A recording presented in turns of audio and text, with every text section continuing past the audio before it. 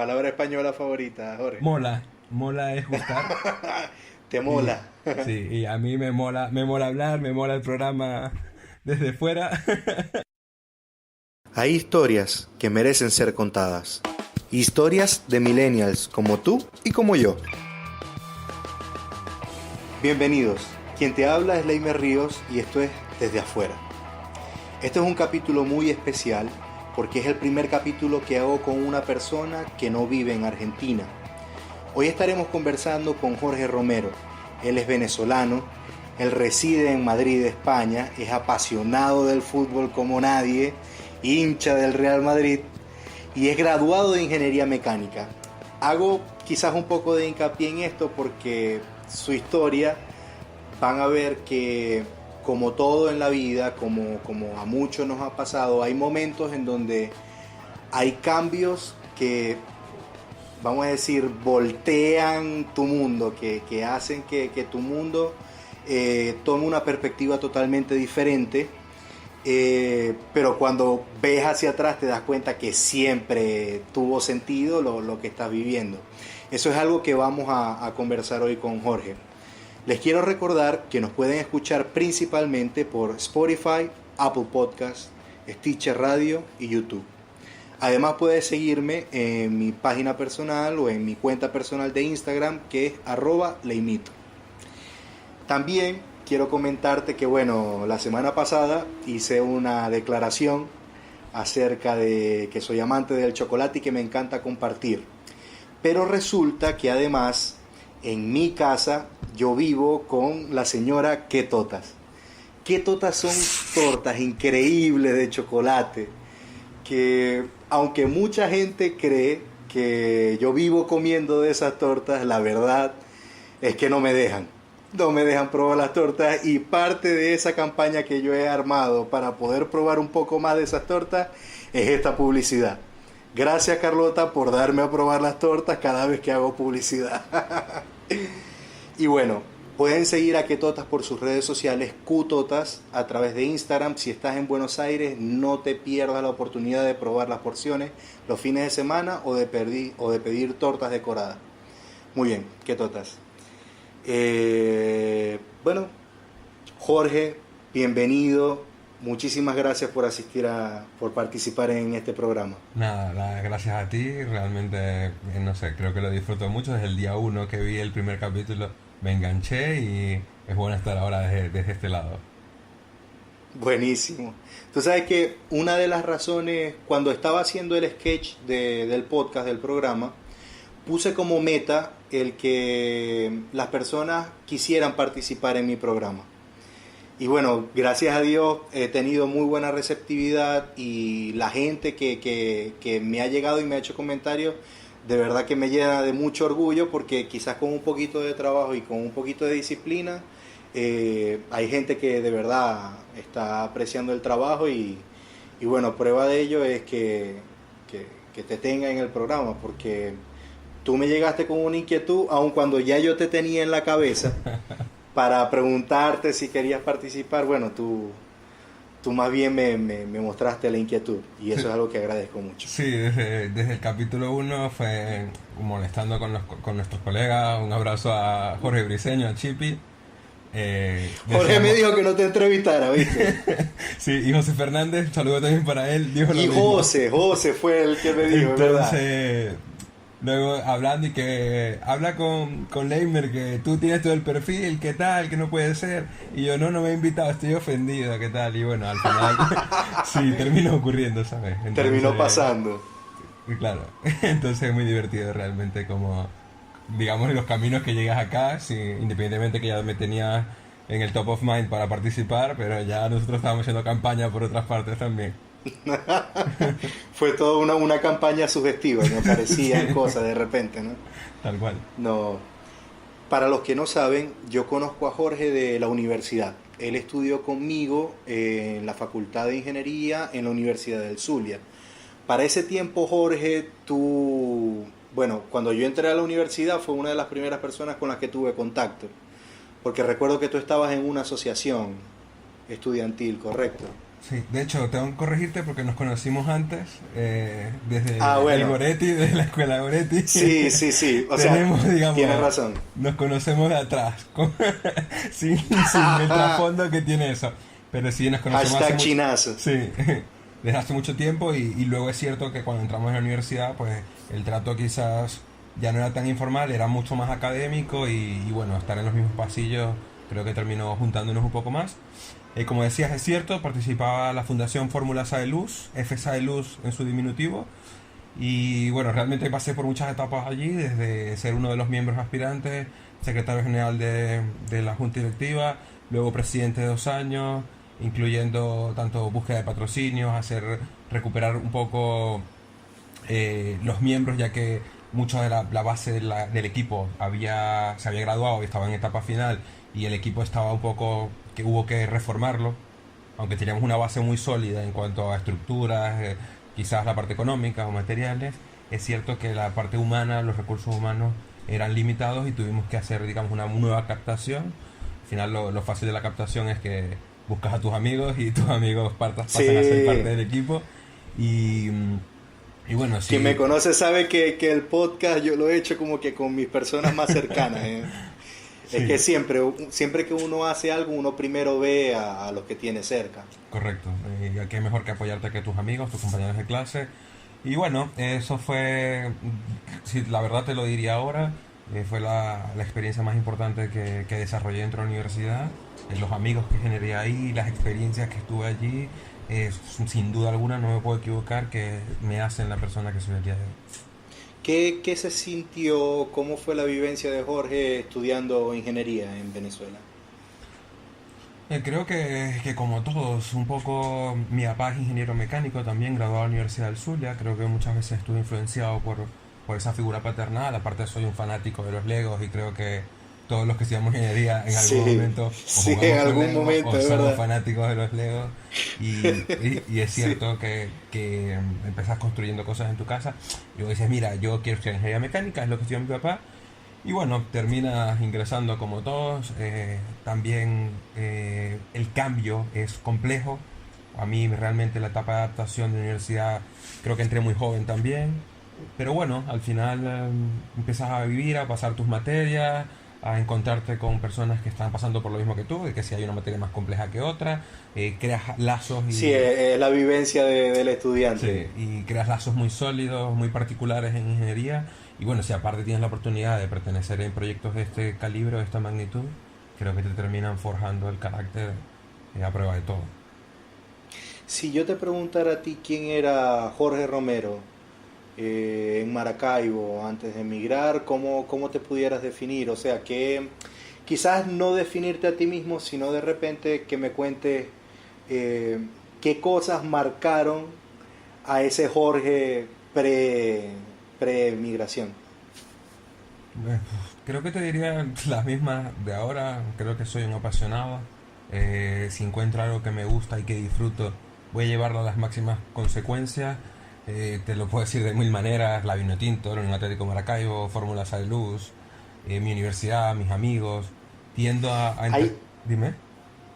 no, continúa. Tiendo a entregar mucho y realmente me apasiono demasiado. Incluso a veces creo que me paso con ciertas cosas y tiendo a darle importancia a cosas que para mí realmente son muy importantes, pero luego creo que con la experiencia o con los años te das cuenta quizás dónde tuviste que regularte un poco más o a qué tuviste que darle un poco más de importancia, ¿sabes? Pero bueno, creo que es la vida misma que te va llevando a esos aspectos. Pero te diría que el Jorge muy irreverente, en muchas ocasiones ingenuo me atrevería a decirlo, y eso también trabajador, y cuando lo juntabas con la pasión creo que te podría decir cualquiera de mis amigos o cualquier persona que trabaja conmigo, te diría que toco voy de ese palo, vamos. Jorge, y esa relación que tú me hablas acerca de, vamos a decir, que tuviste con el fútbol, yo recuerdo que tú cuando estabas en la universidad, además de estar estudiando, tú también trabajabas en otras cosas y que eran relacionadas al fútbol. Sí, he trabajado en muchas cosas, la verdad. Recientemente lo estaba pensando Sí, y decía, como joder, basta. Em, tuve la oportunidad de empezar a escribir en Twitter sobre fútbol venezolano. En el momento que escribíamos en 2006, 2005, 2007, no era mucha gente que hablaba de esto y el fútbol Claro. venezolano era limitado los fanáticos que íbamos a los estadios, limitado los seguidores de la Vinotinto. Sí es cierto que luego empieza a haber un boom, pero alguien que conociera algo de fútbol venezolano y no se limitara a fútbol europeo era difícil de conseguir, la verdad. Y bueno, escribiendo un poco por diversión, luego logro escribir para una página web que se llama solofutbolb.be y estuve con ellos escribiendo varios artículos sobre barras, sobre fútbol, sobre partidos del Unión Atlético de Maracaibo, del Zulia, en una segunda etapa. Y posterior a eso, empiezo a trabajar de periodista deportivo por una empresa que se llama RTS Sportcast, donde tenía que reportar las incidencias que pasaban en un partido de fútbol. Luego se abrió hasta baloncesto y era muy gracioso porque no eran opiniones personales lo que yo hacía, sino iba más de lo que ocurría en el campo de juego. Entonces tú tenías una serie de comandos, te aprendías esos comandos, si la pelota estaba en un corner, si era gol, si era offside, si era una tarjeta amarilla, y tú ibas contando todo lo que sucedía. Y bueno, realmente vivía de eso, es muy curioso porque tenía un pago en divisa. La gente decía, pero si tú eres ingeniero mecánico, ¿qué haces siendo periodista deportivo y aparte ganando en divisa en Venezuela, con lo que eso Claro. significa? Entonces era muy curioso, pero bueno, al final lo mismo que tú dices, es difícil conectar los puntos hacia el futuro, mucho más sencillo cuando los conectas hacia el pasado, y luego te das cuenta que si escribes para un blog, escribes de fútbol, estás en todo el tiempo en el partido, lo raro sería que no hicieras algo más sobre eso, y luego Exactamente. termina cayendo el trabajo y muy contento. Al final creo que eso me mantuvo muchos años, 4 o 5 años en Venezuela, y paralelo a mis trabajos profesionales, digamos. Esto era no solo, yo no lo consideraba un trabajo profesional, lo disfrutaba un montón y aparte era algo que me mantenía por la situación económica de Venezuela que todos conocemos. ¿Tuviste alguna experiencia, algún trabajo relacionado a la ingeniería mecánica? Sí, estuve trabajando un año en Pepsi Cola Venezuela. Allí estuve haciendo mis pasantías y mi tesis dentro de Pepsi. Hacía, trabajaba más como ingeniero químico, la verdad, ingeniero de procesos. Hacía eh, simulación de procesos con todos los procesos del sistema de refrigeración de amoníaco, que era el que enfriaba el refresco antes de servirlo a las botellas que todos conocemos. Este sistema de amoníaco enfriaba agua y esa agua era la que luego pasaba a enfriar el producto final, Pepsi Cola, Chinoto, perdón, Chinoto, por Dios, Seven Up y Golden. Te van a regañar. Terrible. Me van a echar. Sí, sí. ¿Cómo es la gente de Pepsi Cola? Aquí de repente haciendo un paréntesis. Pepsi para mí creo que fue muy importante. Al final creo que puede ser considerada la empresa privada más importante de Venezuela, que es Empresas Polar, o una de las más importantes, en mi opinión, de las de más recorrido tanto internacional como recorrido internacional y aparte conocida tanto internacional como dentro del país. Y es cierto que para mí fue una familia, hice amigos que para toda la vida, que al día de hoy todavía hablo con ellos. Me pasaron muchas cosas también dentro de mi vida personal y es cierto que apoyarme y estar todos los días trabajando en Pepsi, siempre con una buena sonrisa, con todo el refresco a tu disposición para tomarlo, Sí, ¿no? realmente El gordito alborotado. sí, te forjan.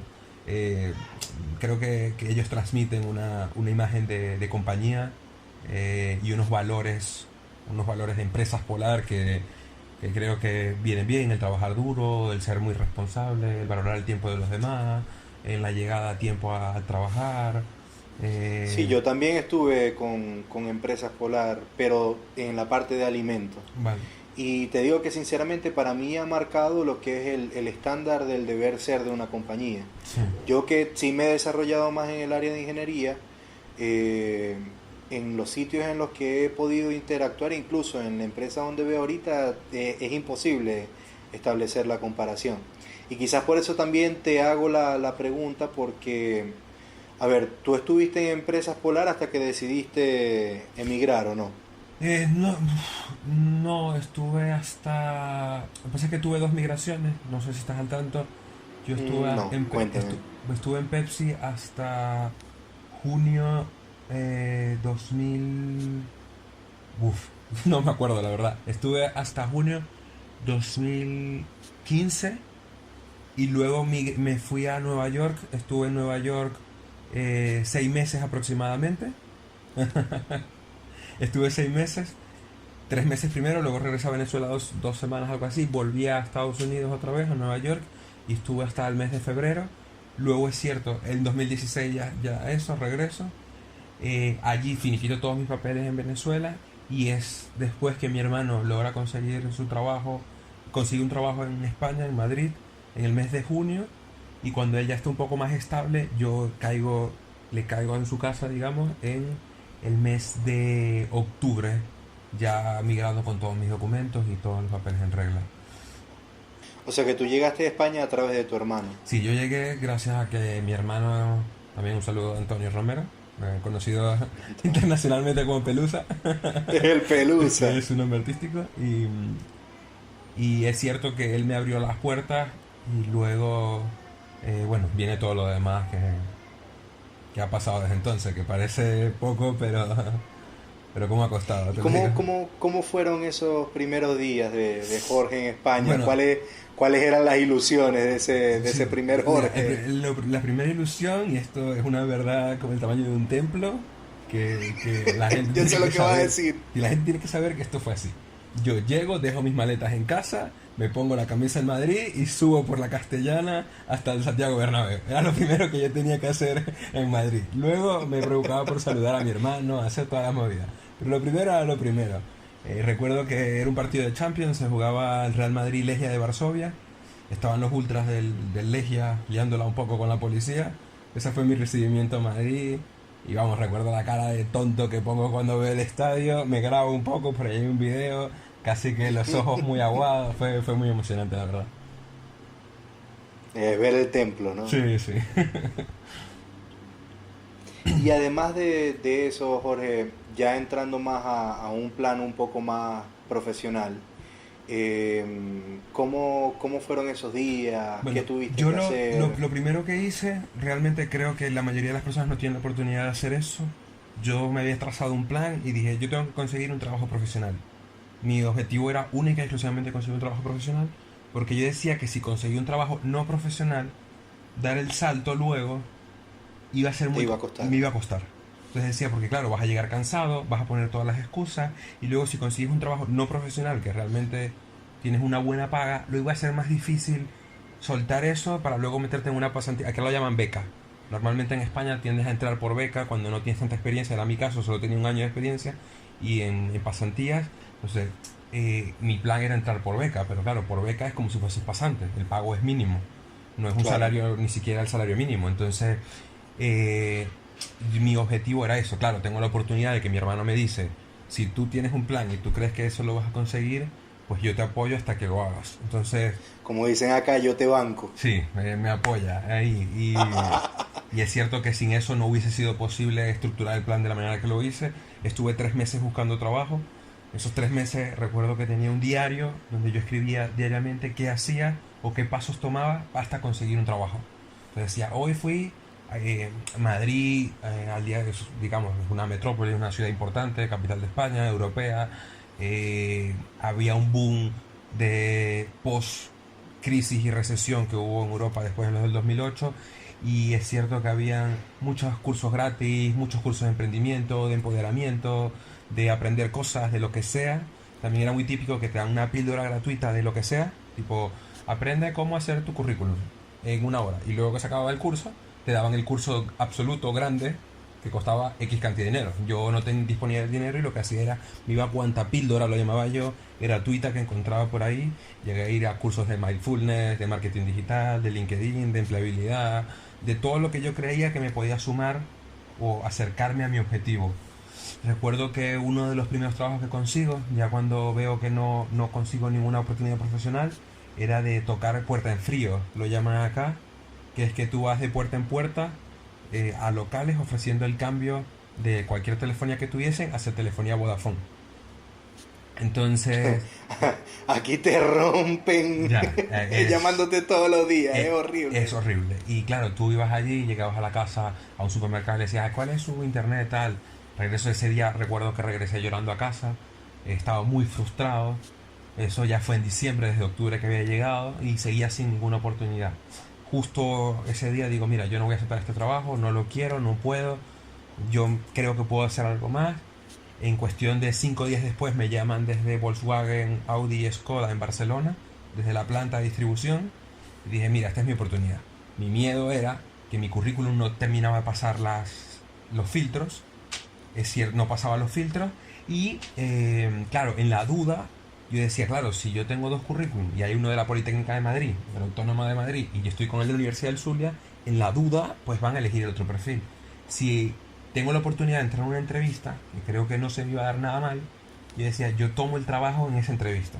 Recuerdo que me afeito, me pongo a tratar, voy a la entrevista esta con Bas, fue una videoconferencia porque las oficinas estaban en Barcelona. Y cuando hiciste la videoconferencia, ajá, estabas bien vestido arriba, pero No, ¿cómo no, estaba abajo? estabas bien vestido completo, tomé esa previsión. De hecho, Porque yo te digo algo, en mi currículum, el que yo utilicé para el trabajo donde estoy ahorita, me acuerdo que cuando me tomé la foto, de más, está en Facebook y todo, ando de traje, afeitado, así igualito como estáis diciendo, pero andaba en pijama del Cookie Monster. no, yo estaba vestido porque si me mandaban a parar, tomé esa previsión, que lo había leído tipo en estos de cómo prepararte una entrevista en videoconferencia. Y es cierto que me afeité, me acuerdo, y yo siempre estoy con barba, que los que me conocen saben que siempre estoy con barba, me afeité y no me sentía yo mismo, y es cierto que la entrevista pudo salir mucho mejor. Ya era la tercera entrevista que tenía, había tenido dos por teléfono, y esta tercera venía ya con el manager que te contrataba, y no salió del todo bien. Les pido feedback a las 2 semanas y me dicen que no quedo. Eh, Claro. Otra vez frustración, pensaba que el cargo era mía, estaba convencido de que si llegaba a una entrevista conseguía el trabajo y no fue así. Entonces se me cayó un poco el mundo allí, ya digamos, Claro. el poco dinero que tenía ya me lo estaba acabando, aunque mi hermano me estaba prestando el apoyo. Y luego aparece, no sé, yo lo llamo el oasis en el desierto. Antes de que continúe, yo quiero parar aquí porque a mí me pasó lo mismo. Solo que, a ver, yo sí elegí trabajar de lo que sea, porque en ese momento yo empecé a vivir con Carlota. Carlota, ella estaba estudiando en el Gato Dumas para sacar su carrera de pastelería.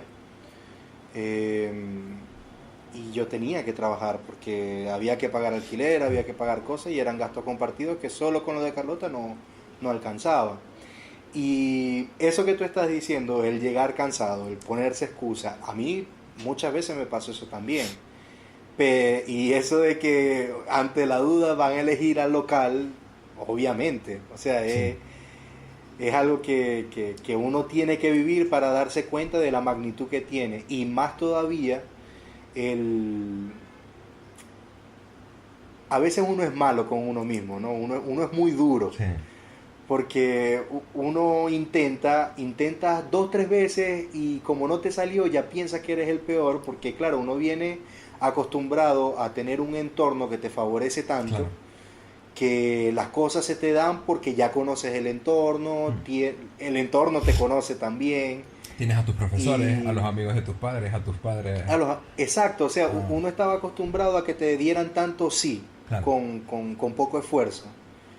Que yo te digo, yo sinceramente creo que yo estuve al borde de una depresión porque yo lloraba un momento que no quería salir del departamento porque era muy fuerte.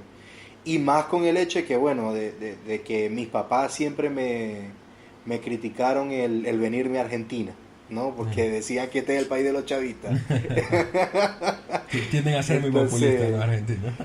y bueno, me reservo los comentarios porque parte de mis escuchas son No, argentinos. no, que nuestro país es el más populista de todos aquí. Y bueno, sí, sí. Que tampoco es nada nuevo, pero Si Argentina fuese una mujer, Venezuela es esa mujer en crack, ya, yo estuviese, yo con el realmente, populismo. sin tener el pasaporte europeo, mi elección número uno hubiese sido Argentina.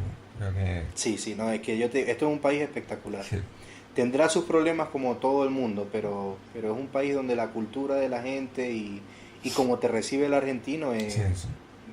No porque, o sea, vivo acá por esa razón. Yo estuve en Pero 2008 bueno, y sí. realmente como me trataron allí, en pocos lugares me trataban de esa manera. Realmente lo disfruté un montón. Es que el argentino es una sociedad que ha crecido en base a los inmigrantes. Mm. Entonces, tienen un poco de mente más abierta hacia las personas de hay esa afuera. cultura también. Sí. Entonces, bueno, tomando la idea de hace un rato, yo también, yo tardé 8 meses en poder conseguir trabajo, que ahora que tengo trabajo y tengo más de 8 meses en mi trabajo, tengo casi 2 años, me doy cuenta que 8 meses es nada, pero en ese momento fue una eternidad. Sí, sí. Es muy curioso, la verdad. Aparece, después de todos los cursos, cambié el currículum 300 veces, fui a eventos de LinkedIn, modifiqué LinkedIn un montón. Acá en Europa, o te diría que en España, se me ve muchísimo LinkedIn y es la base de conseguir casi que cualquier trabajo profesional, en mi opinión. No usarlo es Un no sé, error. un error absoluto. Y aparece una, no sé, yo lo llamo, fue como una, sí, el oasis aparece una opción donde dice, acabas de terminar tu carrera de ingeniería y conoces, de ingeniería económica, lo recuerdo perfectamente, física o matemática, sabes las oportunidades que tiene el mundo de la publicidad para ti. Yo claramente no la sabía, ni tenía ni nada, ni una idea de qué. No, ay, clic.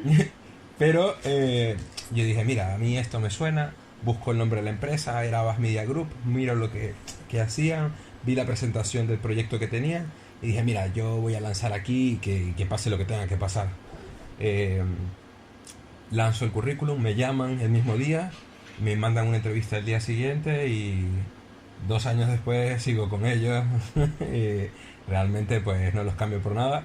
Entré a un programa que se llamaba, era el máster de Digital Business Management, en alianza con la Universidad de Salamanca y Abbas Media Group, la agencia de medios número 1 de España. Y después de pasar la parte de 6 meses académicos, donde evidentemente no cobraba, entrabas a una beca de 1 año, ganando un sueldo muy, muy bajo. Y una vez, aquí un pausa, justo cuando consigo el trabajo, la parte académica, que es la parte del máster, estos primeros 6 meses, yo digo, bueno, ahora, con esta proyección de que tengo 6 meses académicos y 1 año de beca asegurado, es mi momento para buscar un segundo trabajo, de lo que sea, que me brinde la oportunidad de tener un poco más de disponibilidad económica. Y es cuando me dedico a hacer Uber Eats, a repartir. No sé cómo lo llaman en Argentina. Bueno, aquí hay Deliveroo. Aquí no hay Uber Eats, pero hay Globo, hay Rappi, Bueno, claro. hay varias empresas que trabajan Aquí, con eso. aquí Globo existe, pues bueno, era Uber Eats. Entonces era difícil, jodido realmente, porque hacías de 9 de la mañana a 2, luego de 3:30 a 6:30 en el trabajo profesional. 1 hora y media ahí de comida, porque bueno, está en la cultura española. Y luego... Porque España, Sí, España es diferente, dicen aquí. Y luego, a las 8 de la noche, me montaba en mi bicicleta a repartir hasta las 12 de la noche. De 8 a 12 de la noche, a veces hasta 1 de la mañana, y luego repetir. Entonces, claro, cuando comencé en la primavera, luego verano, todo medianamente decente, hasta que entra el otoño y el invierno, con lluvia y... Vamos, me tocaron días muy, muy jodidos. A 1 grado, a 0 grados, con lluvia. Vamos, luego te wow. pones en perspectiva y tú dices, no sé cómo lo hacía, no sé qué, creo que esa misma ingenuidad te permitía hacer ese tipo de cosas. Y sí, la necesidad es la madre de las invenciones Totalmente, y, o sea, uno tenía que ingeniársela para hacer las cosas por la misma totalmente. necesidad. A mí me pasó, pero todo lo contrario. Aquí horrible es el verano. O sea, yo para ese momento, en esos 8 meses que estuve sin encontrar trabajo, estuve en una pizzería que tenía un horno. Es más, tenía 2 hornos que siempre estaban encendidos y no tenía extractor. Y yo recuerdo que, imagínate que yo estaba en Bermuda y tenía una franela, una remera, como dicen acá. eh, y era como si me metiera en una piscina y salía, y así llegaba a mi casa, del sudor. Terrible. Y yo me acuerdo que, bueno, mi mamá me decía, ay, buenísimo, porque estás flaquito. Y yo, claro que voy a estar flaco con ese calor que estaba pasando. Sí, Horrible. yo realmente estaba como una máquina, o sea, hacía como 20 horas, 25, entre 20 y 30 horas en bicicleta, estaba como una máquina. Luego es muy gracioso Sí, sí. porque apenas Yo también termino... tenía una condición física Sí, increíble. o sea, tú Y me eso, decías, vamos a correr ya 20 kilómetros y yo salía disparado, dale. era brutal. Y es cierto que luego, cuando termina mi etapa de beca, tengo la oportunidad de que me ofrecen un contrato ya profesional con todas las comodidades y abandono la bici apenas me lo contratan, fue 10 meses después de... La beca terminaba en un año, yo a los 10 meses me ofrecieron mi contrato y realmente pues fue como, no sé, un bálsamo. Me puse a llorar, puse a salir de la oficina corriendo, me puse a llorar, llamé a mi mamá, a mi hermano, porque era como, ¿sabes? Todo el esfuerzo de 10 meses de bicicleta, 30 horas a la semana repartiendo, hice 1000 envíos, 1007 envíos, algo así, en la bici, y entrego la caja de Uber de, mira, ¿sabes qué? No te quiero ver más caja. Y bueno, me ofrece un contrato con unas muy buenas condiciones, mi contrato indefinido, con todas las prestaciones de la compañía. Y vamos, o sea, creo que pocas veces he sentido tanto orgullo y tanta nostalgia al mismo tiempo de lograr ese objetivo. Siempre no sé, había soñado habías visto, nos pasa porque, no sé si tenemos la suerte o no, pero es cierto que nuestro entorno, o me atrevería a decir que el entorno de la universidad, de Luz, nuestros compañeros, tú veías como todos tus compañeros o tus amigos iban saliendo. Lo fichó Repsol, lo fichó Weatherford, se lo llevó no sé quién a Slumberger a no sé dónde, se lo llevó el otro a Brasil, el otro se lo llevó a no sé dónde, el otro está en Italia, y empiezas a ver cómo todos tus compañeros, y yo digo que no puede ser casualidad, o sea, creo que dentro de nuestro entorno venezolano pues había gente muy capacitada, muy trabajadora, muy inteligente, capaz, y claro, eso te empodera, o sea, tú dices, pues si ellos pueden, claro. Y si mi hermano puede, porque lo acabo de ver que vive conmigo, pues yo también puedo. Y en ese momento como que se te junta todo. Ya tenía mi trabajo profesional, era cierto, pero bueno, digamos que no era el contrato. No, ya pero es diferente porque fijo, fue ese punto donde tú sentiste que todo el esfuerzo, correcto, por fin recogiste, sí, todos los frutos. O el fruto, o empezaste a ver el fruto del esfuerzo. Luego, también que no lo hemos hablado, ¿qué hago? Porque ¿qué hace un ingeniero mecánico de Maracaibo, de Luz, en la agencia de medios de publicidad y marketing digital más grande de España? Pues eso es lo realmente creo interesante y lo curioso de mi historia, por lo menos. Sí, a ver, en estos días estábamos hablando y de verdad que me sentí un viejito porque a lo que me dice como que el nombre del cargo es así como que, ¿y eso cómo se come? Explícame más. Porque claro, ya por el entorno en el que vivo, siempre las cosas son, primero, nombres en español. Aquí en Argentina se están empezando a utilizar anglicismos para definir ciertas posiciones, pero es algo nuevo acá. Cosa que, vamos a decir, en Venezuela ya había pasado desde hace rato y creo que en Europa, por como me cuentas tú, ya está instaurado, por lo menos en esa área en particular. Sí, nosotros estábamos acostumbrados en Venezuela, creo que por la influencia americana, tanto del petróleo como de la cultura como tal, a usar los anglicismos. Aquí no te creas, aquí no tanto, pero es cierto que el sector, cuando tú trabajas en digital, trabajas en internet, de publicidad, lo normal y lo común es que el idioma universal, que creo que es el internet más que el inglés, pues sus palabras están realmente en inglés y es para todo. Para los que no lo saben, soy Programmatic Executive Junior, soy encargado de estrategia y planificación de medios digitales mediante la vía programática. Un nombre muy complejo, pero... Sí, en no. Español, este es el que hace que te aparezcan las publicidades en Facebook. Exacto. Bueno, es el diablito que cuando uno habla, él viene y ¡pah! Te tira. Eso es un mito. Compra es un mito, no ocurre. De momento, si te soy sincero, no tengo la oportunidad de trabajar en Facebook, o con Facebook. Pero es cierto que mírenlo como... O sea, no vean Facebook como Facebook, sino mírenlo como todo el internet. Y bueno, navegas por donde navegas. Tú cuando haces una navegación, porque te metes en unas páginas en común, porque lees las noticias de una manera en particular, los algoritmos te definen qué persona es. Y definen cuál es tu género, cuál debe ser tu franja de edad, en qué te gusta, qué intereses, en qué páginas has navegado anteriormente.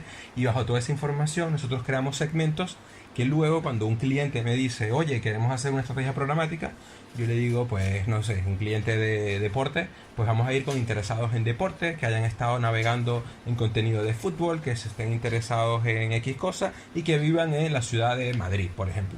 Y cuando vemos un candidato de ese tipo, pues aparece nuestra publicidad en tu pantalla mientras estás viendo YouTube, por ejemplo, mientras lees las noticias en, no lo sé, me lo invento, El País, CNN en español, BBC, Diario Leo, cualquier periódico o medio de comunicación. Espectacular.